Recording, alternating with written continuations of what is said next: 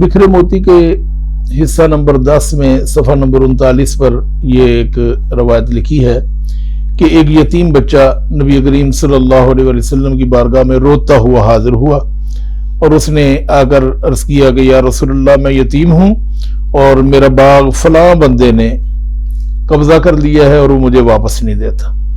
रसूल करीम सल्लल्लाहु अलैहि वसल्लम ने उसे बुलाया और उसका मुकदमा सुना, उसकी बात सुनी, यतीम बच्चे की भी बात सुनी।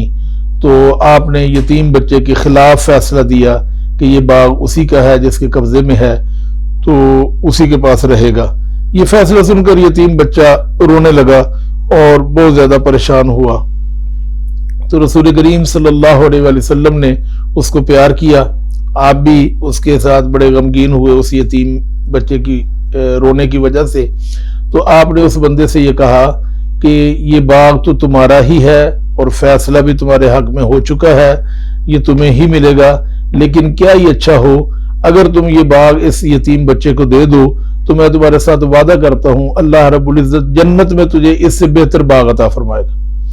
तो वो बंदा खामोश हो गया, शायद वो भी जरूरतमंद ही था, इस वजह से वो ये सौदा करने के लिए तैयार न था।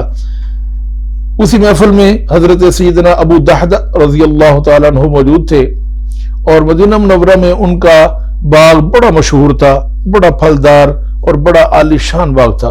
वो फौरन उस बंदे को उठाकर एक साइड पर ले गए और उसे कहा कि अगर तुम्हें मैं अपना वो वाला बाग दे दूं तो क्या तुम उसके बदले में मुझे ये बाग दे दोगे? तो उसके लिए तो ये खुशी की बात थी। उसने कहा जी बिल्कुल, मैं फौरन उसके बदले में आपको जरूर दूंगा, ये सौदा बड़ा कीमती था। तो उसने वो फौरन सौदा कर दिया। चुनांचे हजरत अबू दहदा रज़ियल्लाहु ताला अन्हु इस सौदे के बाद नबी करीम सल्लल्लाहु अलैहि वसल्लम की बारगाह में हाजिर हुए और आकर अर्ज़ किया या रसूलल्लाह सल्लल्लाहु अलैहि वसल्लम, अगर ये बाग मैं इस बच्चे को दे दूं तो क्या आप वो जो आपने फरमाया है कि जन्नत में इसके बदले में बाग दिया जाएगा, क्या वो मुझे भी जन्नत का बाग मिल सकता है? तो नबी करीम सल्लल्लाहु अलैहि वसल्लम मुस्कुरा पड़े। आपने फरमाया हाँ, जो भी इस बच्चे को ये बाग देगा अल्लाह रब्बुल इज्जत उसको जन्नत में जरूर इससे बेहतर बाग अता फरमाएगा। चुनांचे हजरत अबू दहदा रज़ियल्लाहु ताला अन्हु ने फौरन ऐलान फरमाया कि उस बंदे से मैंने अपना फलां बाग देकर ये बाग खरीद लिया है और अब वो बाग जो है मैं इस बच्चे को जन्नत के बाग के बदले में देता हूं, इसके अलावा मेरा कोई और अजर नहीं है। चुनांचे जब उस बच्चे को वो बाग दिया गया तो बच्चा निहायत खुश हुआ और उसकी खुशी को देखकर रसूल करीम सल्लल्लाहु अलैहि वसल्लम भी खुश हुए। और इस हदीस पाक से हमें ये नतीजा मिलता है कि नबी करीम रऊफ़ुर रहीम सल्लल्लाहु अलैहि वसल्लम दुनिया में ही जन्नत के बागात बांटने वाले हैं।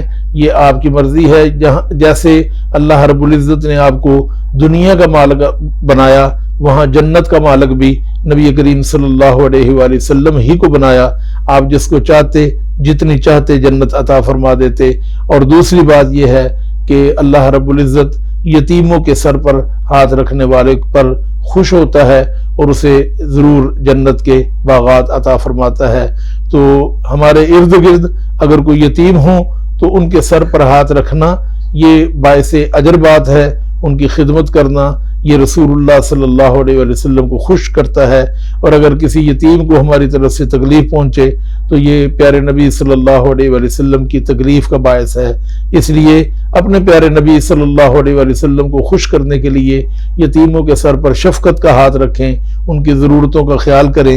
यकीनन अल्लाह रब्बुल इज्जत दुनिया में की हुई इस नेकी का आखिरत में निहायत ही बेहतर और अच्छा बदला अता फरमाएगा। अल्लाह रब्बुल इज्जत हमें सीधे रास्ते पर चलने की तौफीक अता फरमाए।